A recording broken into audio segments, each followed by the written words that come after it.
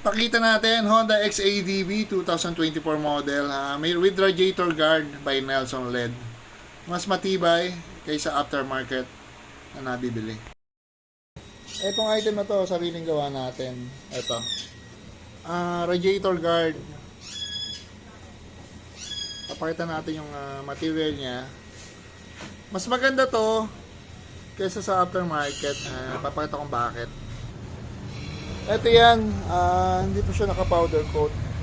So kung makikita nyo, yung radiator guard namin stainless yan, saka makapal. Ito.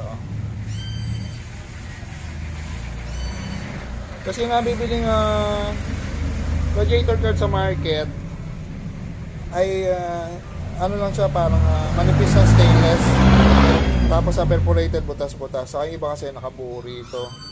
Hindi rin namin to binuo kasi yung part na to, dito ka pwede maglinis ng ano yung kagaya ng tambucho. Pwede mong spray ng tubig sa part na to. Ito lang naman kasi radiator, ito lang pinoprotektahan natin. Papakita natin stainless yan. Pogi, pakita mo stainless. Okay, pakita mo. Yung flat bar. Ito yung taas. Sumabit lang. Pakita mo rito ba, sabihin may dali stainless yan eh. Hindi, magnet yan talaga mga LEDs. So, ginamit natin dito 304 na stainless. Ayan. Tapos, ito na siya pag naka-powder coat na. Ayan. Maganda pa rito, hindi siya gaano nakadikit sa radiator. Nilagyan natin ng allowance para yung hangin niya makapasok pa rin ng maluwag.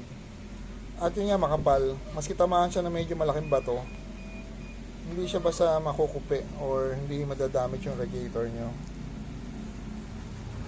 Pinatter natin sa sarili natin na XADV. Tapos sukat din to sa 2025 na XADV, marami tayong nakabitan nun. At iba nag-order.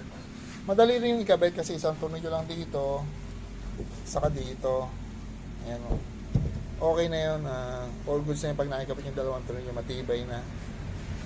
Ayan o. Hindi siya basta nabebend. Kasi nga stainless na TIG welded dyan, tapos naka powder coat kaya maganda. Ayan, ito siya. Ayan o. Diba? Mata yung hindi siya gano'ng nakadikit sa radiator. Parang yung airflow niya walang sagabal. Kasi itong part na ito yung sinasabi ko, ito dumudumi kasi ito eh. Kaya hindi natin sinama sa cover yan, para kahit ito pwede natin ilinisin pag nagka-car wash tayo yung part na to. Kasi engine to eh, hindi naman to radiator. Ito lang ang radiator niya. Yan, dito lang nakatornilyo. At saka doon sa baba ito. Ayan. Kaya matibay yan. Ayun o, tibay o. Maski tamahan siya ng bato, protected yung radiator niya. Mahal na radiator. Minsan talaga na aksidente, tinatamaan ng bato yan. So ayan, available na Nelson LED radiator bracket para sa Honda XADV 2021 up to 2025 model. 1,500 lang to, napakamura. Sigurado ako sa quality kasi sariling gawa. Kasi dito sa shop namin nag-install kami ng mga ilaw, busina. Nakikita natin yung mga nagpapagawa.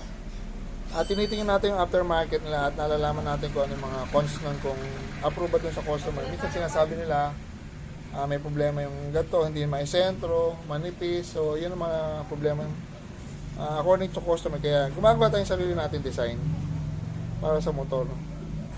Yan mga LEDs, Honda XADV radiator guard, 1,500 lang. Thank you.